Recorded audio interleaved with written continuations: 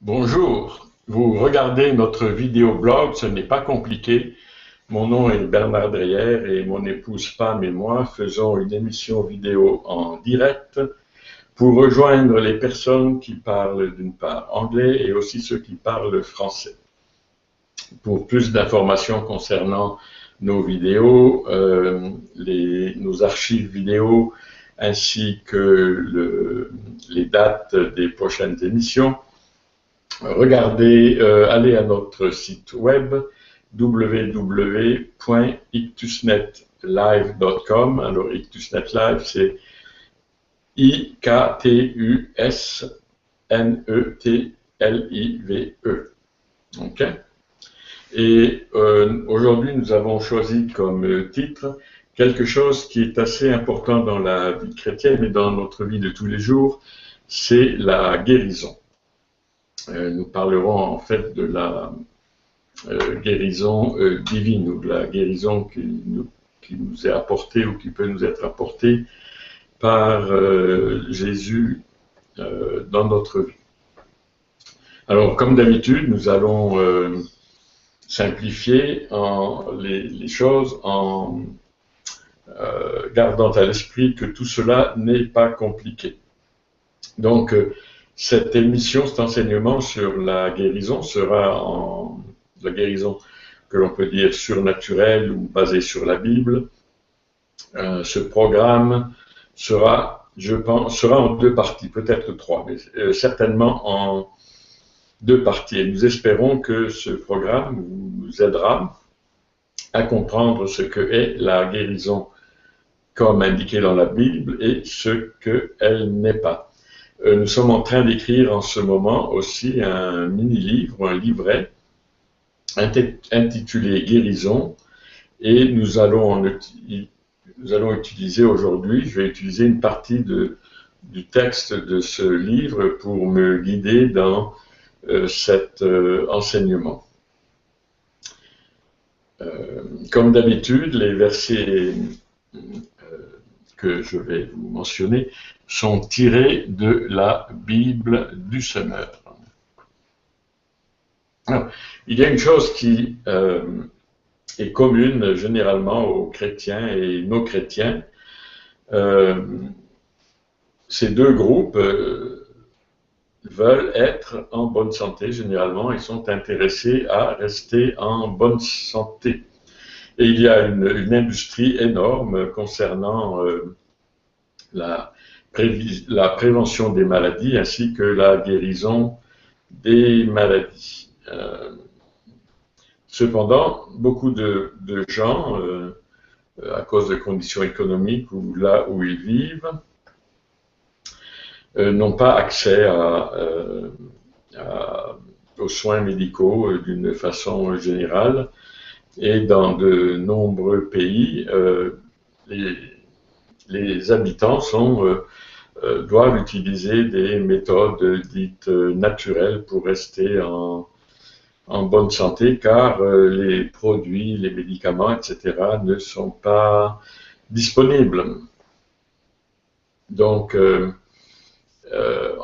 plus, pour beaucoup de personnes, les moyens surnaturels pour obtenir la guérison sont quelque chose qui est très attrayant. Et c'est là où nous devons faire bien attention, car nous ne sommes pas, la Bible ne parle pas des docteurs qui sont on pourrait dire, qui n'en sont pas vraiment, mais qui ont des pratiques en Afrique, par exemple, qui ne sont pas bonnes et qui sont contraires, d'une part, et à la parole de Dieu et à la vraie médecine.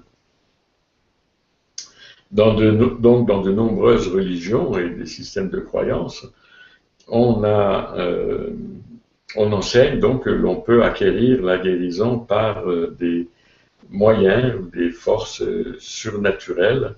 Et nous allons donc discuter la guérison selon la foi chrétienne et la Sainte Bible. Et nous allons y inclure des exemples de l'Ancien et du Nouveau Testament. Et comme je le disais plus tôt, sauf indication contraire, nous utilisons la Bible du Semeur.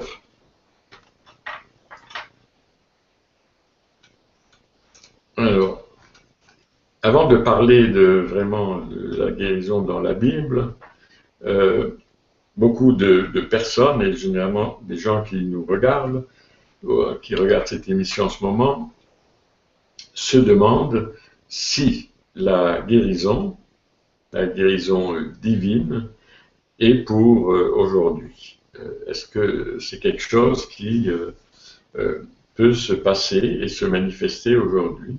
Car certains enseignants vous disent que les événements surnaturels dans la Bible, y compris la guérison, étaient seulement disponibles quand les apôtres étaient en vie, et que depuis que les apôtres sont morts, ces manifestations, et en partie la guérison, n'existent plus et ne sont plus de nos jours. C'est des enseignements que même dans certaines grandes dénominations, dans certaines grandes églises, c'est ce qui est enseigné, et on dit la guérison c'est du passé, ce n'est plus pour aujourd'hui. Mais si vous vérifiez dans la Bible, vous constaterez que les événements surnaturels, tels la guérison, n'ont pas pris fin avec les apôtres. Et la Bible nous dit seulement que la seule fois où la guérison ne se manifeste pas, ce n'est pas après la mort des apôtres, mais c'est quand il y a incrédulité de la personne qui doit recevoir la guérison. Et effectivement, cette incrédulité était même là au temps de Jésus, et on le voit clairement au 6e chapitre de Marc, au verset 1 à 8, on y voit où il est décrit que Jésus a été rejeté dans sa ville natale. Alors je vais vous lire ce passage. Alors, Marc 6, versets 1 à 6. Jésus partit de là et retourna dans la ville dont il était originaire, accompagné de ses disciples. Le jour du sabbat, il se mit à enseigner dans la synagogue. Beaucoup de ses auditeurs furent très étonnés. « D'où vient-il cela ?» disait-il. « Qui lui a donné cette sagesse? D'où lui vient le pouvoir d'accomplir tous ces miracles ?» Note, ces miracles incluaient la guérison. Au verset 3. « N'est-il pas le charpentier, le fils de Marie, le frère de Jacques, de Joseph, de Jude et de Simon? Ses sœurs ne vivent-elles pas ici parmi nous? » Et voilà pourquoi ils trouvaient en lui un obstacle à la foi. Alors Jésus leur dit: « C'est seulement dans sa patrie, dans sa parenté, dans sa famille que l'on refuse d'honorer un prophète. Il ne put accomplir là aucun miracle, sinon pour quelques malades à qui il imposa les mains et qu'il guérit. Il fut très étonné de leur incrédulité. Jésus parcourait les villages des alentours pour y donner son enseignement. » Vous voyez que l'incrédulité peut être un obstacle à notre guérison. Est-ce qu'aujourd'hui, la volonté de Dieu est-elle toujours de nous guérir? Oui, elle l'est, la volonté de Dieu est toujours de nous guérir. Vous ne trouverez jamais une seule fois dans la Bible où les personnes qui venaient à Jésus pour la guérison, pour leur guérison, et qui leur disaient par exemple « Non, je ne guéris pas aujourd'hui » ou « S'il vous plaît, attendez, revenez dans un mois ». Et de plus, ils n'avaient pas besoin d'être sauvés, comme on est aujourd'hui, nés de nouveau, pour recevoir la guérison de Jésus. Peu importe que vous soyez malade à cause de mauvais choix dans votre vie, la seule condition pour la guérison était que les personnes croient en Jésus. Alors, il y a un passage dans la Bible, dans les évangiles, où il a été spécifiquement demandé à Jésus concernant sa volonté de guérir. Par exemple, un lépreux vint à Jésus et lui demanda, « Si tu le peux, tu peux me rendre pur. » La réponse de Jésus fut, « Je le peux. » Et le lépreux a été guéri. Donc Jésus veut toujours nous guérir. Est-ce que Dieu apporte la maladie à des personnes pour leur enseigner quelque chose? Ça, c'est un enseignement que l'on voit, que l'on entend assez souvent. Ben, vous êtes malade parce que Dieu veut attirer votre attention et veut vous parler. Ceci est archi faux, bien que ce soit enseigné très souvent par de nombreux enseignants. D'ailleurs, ces mêmes enseignants ne vous disent jamais que le Seigneur essaie de leur apporter une maladie. De plus, il ne vous cite aucun verset qui donne des exemples de Jésus donnant la maladie à quelqu'un pour une raison quelconque. Vous pouvez aussi comment est-ce que je pourrais dire que Dieu est un bon Dieu s'il m'apporte la maladie? Il ne serait pas un bon Dieu. Donc, Jésus n'apporte pas, Dieu ne vous apporte pas la maladie pour vous enseigner quelque chose. Un autre enseignement que l'on entend très souvent est « Puis-je perdre ma guérison si je ne donne pas la dîme ?» Donc certains enseignants ont un culot de dire aux personnes malades et vulnérables qu'ils ont été maudits par Dieu et ont perdu leur guérison parce qu'ils étaient des voleurs. En d'autres mots, ils n'avaient pas donné la dîme. Rien ne pourrait être plus éloigné de la vérité. Il n'y a aucun endroit dans la Bible où ceci est mentionné.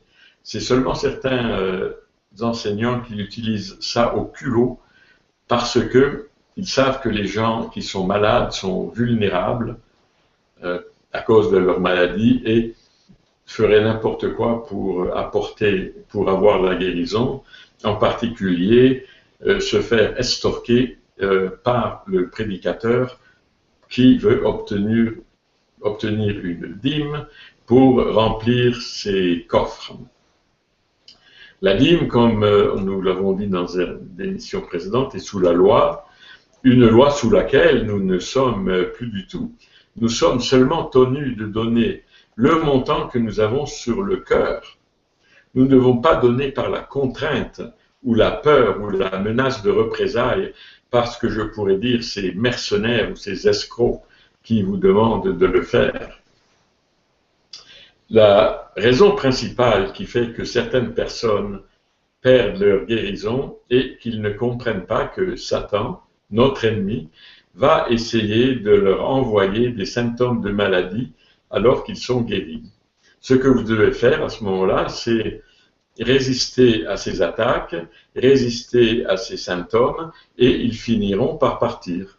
Dans Jacques, au chapitre 5, le verset 7, vous pouvez lire « Si nous nous soumettons à Dieu et résistions au diable, il fuira de nous. » Et nous pouvons appliquer ceci quand nous avons reçu une guérison pour être sûr que le diable ne vient pas nous enquiquiner avec des symptômes pour nous faire croire que nous n'avons pas reçu de guérison. Autre question importante.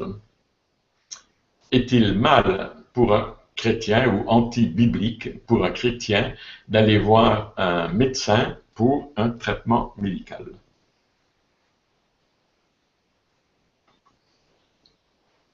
Dans les temps anciens, je parle d'il y a quelques siècles, beaucoup de prédicateurs et d'enseignants enseignait que les personnes devaient avoir confiance en Dieu et seulement en Dieu pour leur guérison.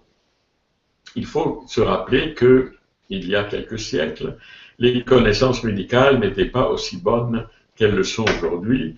Les traitements, la plupart d'entre eux, étaient dangereux par rapport à aujourd'hui, et les prédicateurs de cette époque avaient pour but essentiellement d'essayer de sauver vos vies.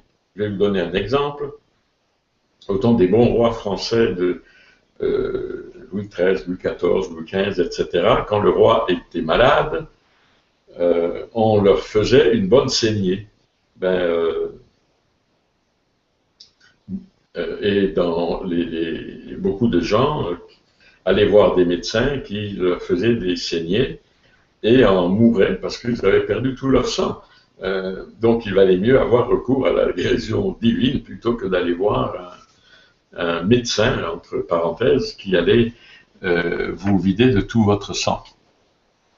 Il n'y a rien dans la Bible qui nous dit que d'aller voir ou visiter un professionnel de la santé pour un traitement est erroné. Il est certainement préférable pour une personne de croire et de recevoir la guérison par la puissance de Dieu. Cependant, si votre foi n'est pas suffisante pour cela, il n'y a rien qui est contraire à aller voir un médecin. Ceci est une option des plus valables. Autre question, est-ce que la guérison est toujours instantanée? C'est la volonté de Dieu que la guérison soit instantanée. Cependant, il y a des cas où elle ne l'était pas et ils sont documentés dans la Bible. Par exemple, au 8e chapitre de Marc, au versets 22 et 25, Jésus a prié pour un aveugle 2 fois avant qu'il ne reçoive la vue. Donc ça n'a pas été instantané. Alors je vais vous lire Marc chapitre 8, les versets 22 à 25. Ils arrivèrent à Bethsaïda, on amena un aveugle à Jésus et on le supplie de le toucher. Jésus prit l'aveugle par les mains et le conduit hors du village, puis il lui mouille les yeux avec sa salive, lui impose les mains et lui demande « Est-ce que tu vois maintenant quelque chose ?» L'aveugle regarda et répondit « J'aperçois des hommes, mais je les vois comme des arbres qui marchent. » Jésus posa de nouveau ses mains sur les yeux de l'aveugle. Alors celui-ci vit clair. Il était guéri et voyait tout distinctement. Il y a un autre endroit dans la Bible où on peut trouver une guérison progressive. C'est quand Jésus est venu dans une ville où il guérit 10 lépreux. Donc, ils n'ont pas été guéris jusqu'à ce qu'ils soient montrés au prêtre. Donc, je sais pas, on ne sait pas quelle était la distance. Souvent, comme c'était des lépreux, ils étaient à l'extérieur de la ville. Donc, il fallait qu'ils aillent de la ville au centre, de l'extérieur de la ville au centre de la ville. Et comme il leur était interdit d'être des lépreux, ils ont certainement été guéris en chemin avant de traverser les portes de la ville, et ils ont pu alors se montrer aux prêtres. Donc, on peut voir dans Luc 17, chapitre 17, les versets 11 à 19, que je vais vous lire maintenant. Alors qu'il se rendait à Jérusalem, Jésus longea la frontière entre la Samarie et la Galilée.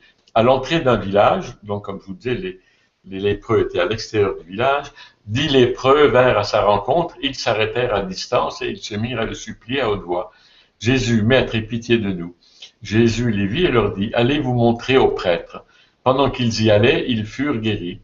L'un d'eux, quand il se rendit compte qu'il était guéri, revint sur ses pas, en louant Dieu à pleine voix. Il se prosterna aux pieds de Jésus, face contre terre, et le remercia. Or, c'était un Samaritain. Jésus lui dit alors, « Ils sont bien 10 qui ont été guéris, n'est-ce pas? Où sont donc les 9 autres? » Il ne s'est donc trouvé personne d'autre que cet étranger pour revenir louer Dieu. Puis, s'adressant à ce Samaritain, il lui dit, « Relève-toi et vois, parce que tu as eu foi en moi, tu es sauvé. » Autre question générale. Est-ce contraire à la Bible d'utiliser des méthodes naturelles pour être guéri?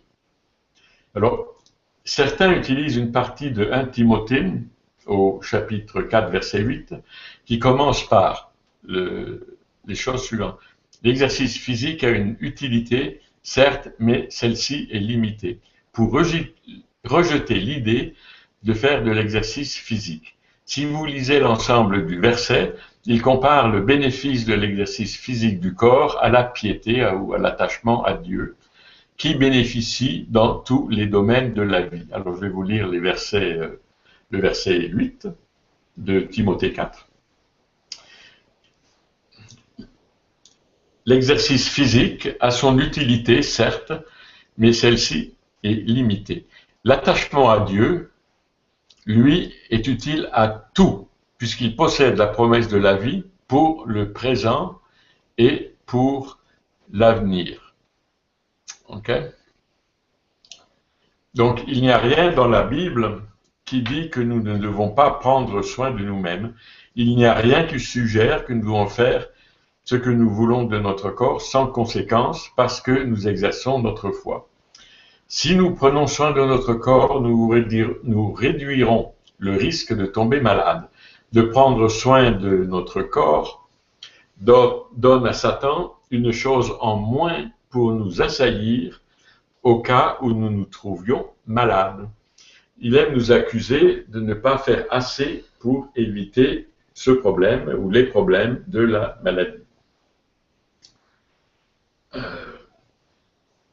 Même si les objectifs initiaux des lois alimentaires de l'Ancien Testament ne sont plus en effet, il a été prouvé par des recherches subséquentes que les suivre peut avoir certains bénéfices pour la santé. Par exemple, il ne mangeait pas de porc à cette époque, dans l'Ancien Testament.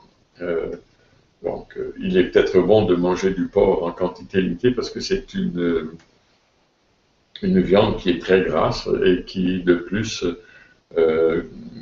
contient certains produits qui ne sont pas bons pour notre santé et, s'il n'est pas bien cuit, contiennent des vers qui peuvent entrer dans notre corps. Donc, nous devons faire attention à ce que nous mangeons. Dans 1 Timothée est une lettre que l'apôtre Paul a écrite à son fils spirituel Timothée pour l'encourager alors qu'il faisait face à un certain nombre d'horribles persécutions. Mais on peut lire au chapitre 5, au verset 23, où il dit à Timothée de boire de l'eau et du vin. Donc du vin, si on regarde les textes, ce n'est pas du jus de raisin et c'est quelque chose de fermenté. Alors il dit de boire du vin pour son estomac et plusieurs infirmités. On aurait pu penser que Paul aurait tout simplement guéri Timothée en priant pour lui. Eh bien non, Paul ne l'a pas fait. Il lui dit de prendre... Il lui conseille de prendre du vin comme une médecine et comme un médicament et qu'il sera guéri ainsi. Donc, en conclusion, pour cela, il n'y a rien de contraire aux Écritures quand nous utilisons des méthodes naturelles pour rester en bonne santé. Alors, nous allons passer en revue la guérison dans l'Ancien Testament, certains exemples, et aussi la guérison dans le Nouveau Testament. Alors, nous allons commencer par la guérison dans l'Ancien Testament, et je vais vous lire, par exemple, comment la lèpre de Naaman a été purifiée, guérie, et on peut lire ça dans 2 Rois, au chapitre 5, les versets 1 à 14. Naaman, le général en chef de l'armée du roi de Syrie, était un homme que son maître, le roi de Syrie, tenait en haute estime et auquel il accordait toute sa faveur, car par lui, l'Éternel avait accordé la victoire aux Syriens. Hélas, ce valeureux guerrier était lépreux. Or, au cours d'une excursion dans le territoire d'Israël, des troupes de pillards syriens avaient enlevé une petite fille. À présent, elle était au service de la femme de Naaman. Un jour, elle dit à sa maîtresse: « Si seulement mon maître pouvait aller auprès du prophète qui habite à Samarie, cet homme le guérirait de la lèpre. » Naaman répète au roi les propos de la jeune fille du pays d'Israël. Alors le roi de Syrie lui dit: « C'est bien, rends-toi là-bas, je vais te donner une lettre pour le roi d'Israël. » Ainsi Naaman se mit en route, emportant 350 kilos d'argent, 70 kilos d'or et 10 vêtements de rechange. Toute une fortune, ça. Arrivé à Samarie, il remit au roi d'Israël la lettre dans laquelle il était dit: « Tu recevras ce message par l'intermédiaire de mon général Naaman, que je t'envoie pour que tu le guérisses de la lèpre. » Quand le roi d'Israël eut pris connaissance du contenu de cette lettre, il déchira ses vêtements et s'écria: « Est-ce que je suis Dieu, moi? Est-ce que je suis le maître de la vie et de la mort pour que cet homme me demande de guérir quelqu'un de sa lèpre? Reconnaissez donc et voyez qu'il me cherche querelle. » Lorsque Élisée, l'homme de Dieu, apprit que le roi d'Israël avait déchiré ses vêtements, il lui fit dire: « Pourquoi as-tu déchiré tes vêtements? Que cet homme vienne donc me voir, et il saura qu'il y a un prophète en Israël. » Naaman vint donc avec ses chevaux et son char et attendit devant la porte de la maison d'Élisée. Celui-ci lui fit dire par un envoyé: « Va te laver 7 fois dans le Jourdain, et tu seras complètement purifié. » Naaman se mit en colère, et il s'en alla en disant: « Je pensais que cet homme viendrait en personne vers moi, qu'il se tiendrait là pour invoquer l'Éternel, son Dieu, puis qu'il passerait sa main sur la partie malade et me guérirait de la lèpre. Les fleuves de Dama, l'Aman et le Parpar, ne valent-ils pas mieux que tous les cours d'eau d'Israël? Ne pourrais-je pas m'y baigner pour être purifié? » Il fit donc demi-tour et partit furieux. Mais les serviteurs s'approchèrent de lui pour lui dire: « Maître, si ce prophète t'avait ordonné quelque chose de difficile, ne le ferais-tu pas? À plus forte raison, devrais-tu faire ce qu'il te dit, s'il te le demande, parce que te laver dans l'eau, que de te laver dans l'eau pour être purifié. » Alors Naaman descendit dans le Jourdain et s'y trempa 7 fois, comme l'homme de Dieu lui avait ordonné, et sa chair redevint nette, comme celle d'un jeune enfant. Il était complètement purifié. Alors, ceci est un exemple d'une situation où une personne, donc en l'occurrence Naaman, n'aurait pas été guérie si elle n'avait pas décidé de s'humilier et d'obéir à l'instruction du Seigneur, une instruction indirecte qui lui avait été donnée par l'intermédiaire du prophète. Or, il y a un autre exemple où on voit que la vie du roi Ézéchias fut prolongée de 15 années. Alors ceci, c'est dans 2 Rois au chapitre 20, les versets 1 à 11 que je vais vous lire maintenant. À cette époque, Ézéchias tomba malade. Il était près de mourir, et le prophète Isaïe, fils d'Amoth, se rendit à son chevet et lui dit: « Voici ce que l'Éternel déclare: prends tes dispositions, car tu vas mourir, tu ne te rétabliras pas. » Alors Ézéchias tourna son visage de côté du mur et pria l'Éternel en ces termes: « De grâce, Éternel, tiens compte de ce que je me suis conduit avec fidélité, d'un cœur sans partage, et que j'ai fait ce que tu considères comme bien. » Et Ézéchias versa d'abondantes larmes. Isaïe n'avait pas encore quitté la cour centrale lorsque l'Éternel s'adressa à lui en lui disant: « Retourne auprès d'Ézéchias, le fils de mon peuple, et dis-lui: Voici ce que déclare l'Éternel, le Dieu de David, ton ancêtre. J'ai entendu ta prière et j'ai vu tes larmes. Je vais te guérir. Après-demain, tu pourras te rendre au temple de l'Éternel. Je prolongerai ta vie de 15 années. Je te délivrerai, toi et cette ville, du roi d'Assyrie, et je protégerai cette ville à cause de moi-même et à cause de David, mon serviteur. Ésaïe ordonna qu'on prenne une masse de figues.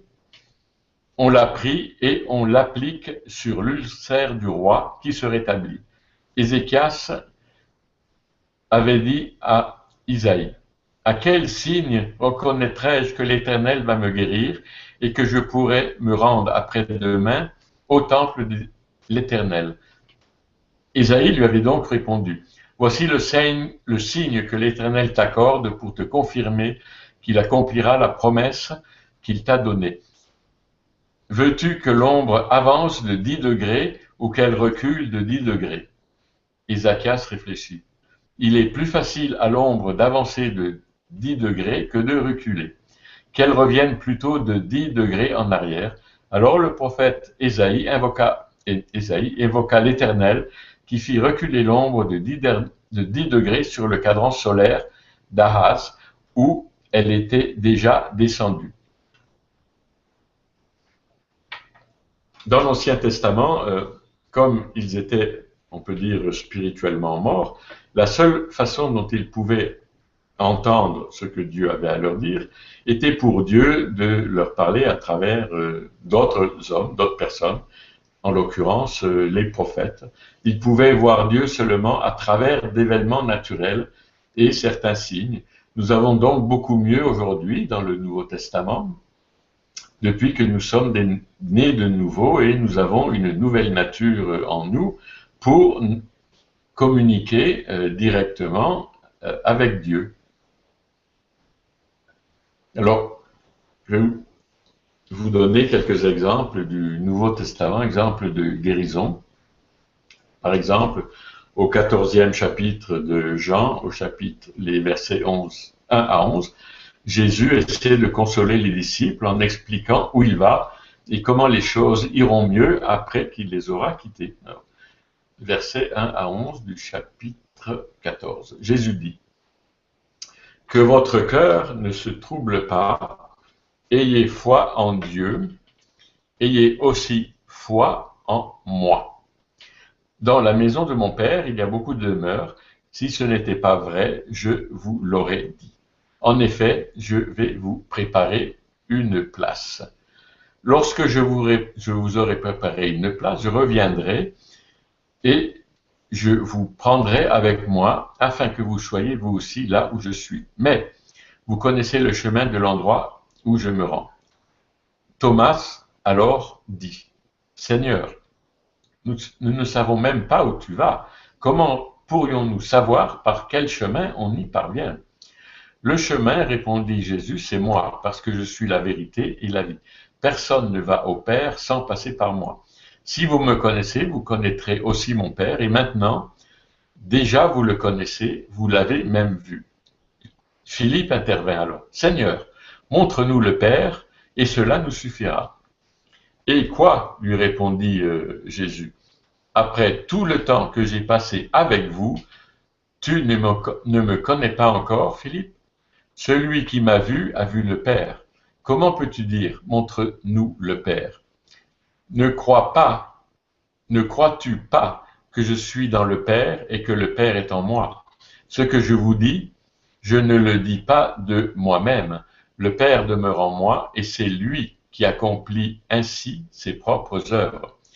Croyez-moi, je suis dans le Père et le Père est en moi. Sinon, croyez en moi à cause des œuvres que vous m'avez vu accomplir.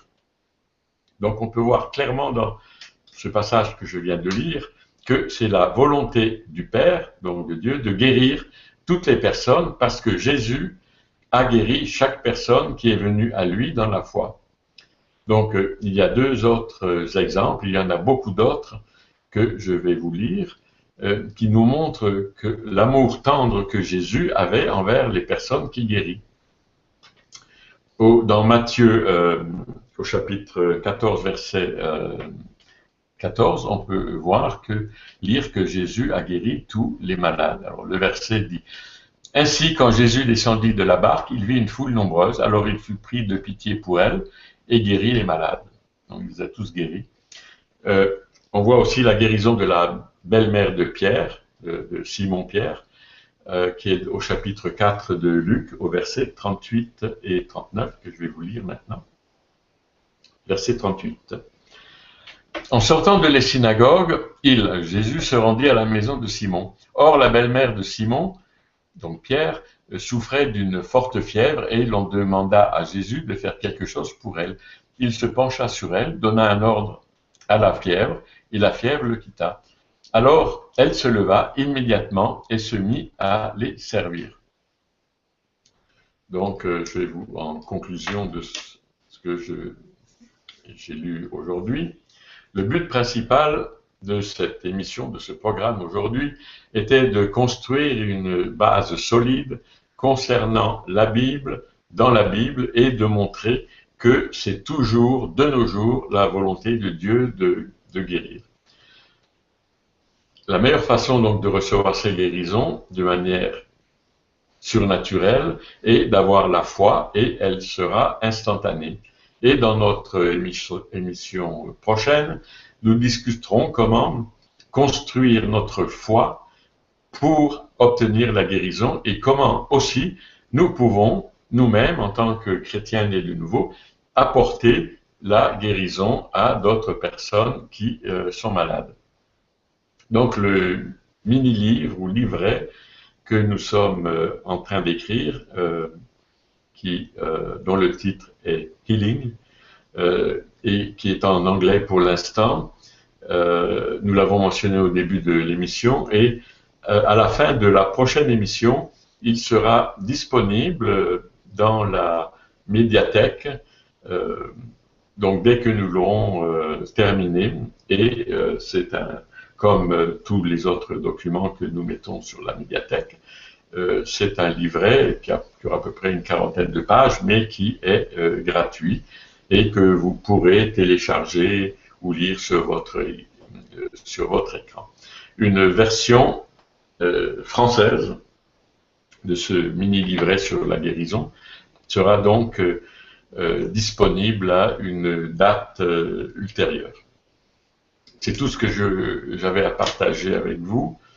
Aujourd'hui, rappelez-vous, ce n'est pas compliqué. Donc, comme on l'a déjà mentionné, mon épouse l'a mentionné en anglais, donc je vais le mentionner en français aussi. Donc, après avoir prié, nous avons décidé de changer notre horaire de diffusion pour le moment. Nous ferons nos émissions en direct toutes les 4 semaines au lieu de 2 fois par semaine, étant donné que notre charge de travail et d'une part du temps que nous devons dépenser pour prier et méditer concernant nos programmes, et aussi compte tenu que nous avons 4 livrets, mini-livrets en cours d'à peu près 50 pages, 40 à 50 pages chacun, et nous aimerions que ces mini-livrets soient disponibles le plus rapidement possible, parce qu'ils vous apporteront beaucoup plus de détails que nous pouvons le faire lors d'une émission télévisée. Donc, la prochaine émission en anglais aura lieu le 6 juin, le vendredi 6 juin à 20h, à une heure centrale de l'Est, ici à Tulsa, et l'émission française aura lieu le lendemain, le samedi 7 juin à midi, heure centrale de l'Est aussi, qui je pense est 7 heures du soir en France. Alors, s'il vous plaît, envoyez-nous nos demandes de prière, vos témoignages, surtout si vous avez été guéri de quelque chose. Nous aimerions que vous le partagiez avec nous. Donc, nous apprécierions si vous nous contactiez en cliquant sur le lien au bas de la page, le lien contact qui est au bas de la page de chaque page du site web.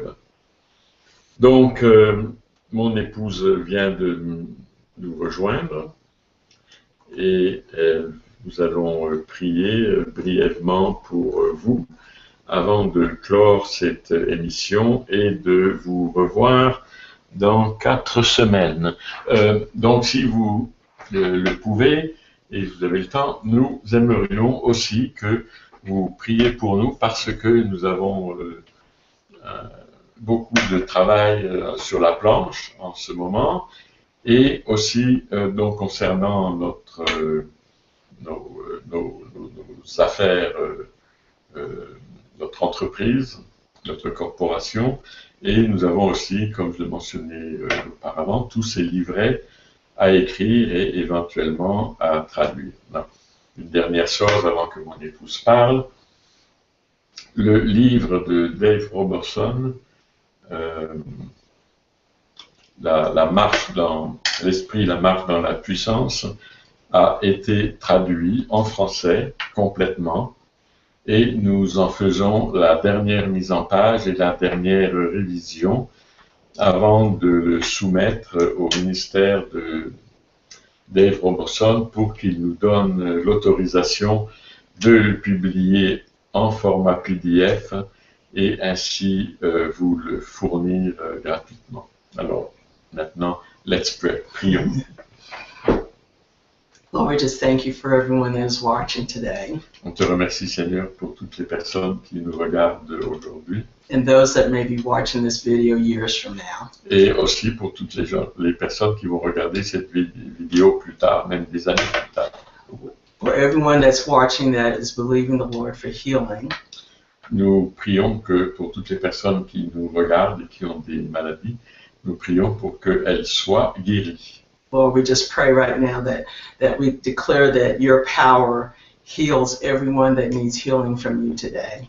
Et nous prions et nous savons et nous prions que le Seigneur guérit toutes les personnes qui nous regardent, qui sont malades, et il les guérit aujourd'hui. Lord, we just thank you that people understand more about how healing works from the Bible. Et nous savons que les personnes qui nous regardent, qui vont nous regarder, vont comprendre de mieux en mieux qu'est-ce que et comment la guérison est décrite dans la Bible. Lord, we just thank you for everyone watching and we pronounce a blessing on them. Nous, sur toutes les, donc nous formulons une bénédiction pour toutes les personnes qui nous regardent dans ce monde. Amen. Amen. Et dans 4 semaines.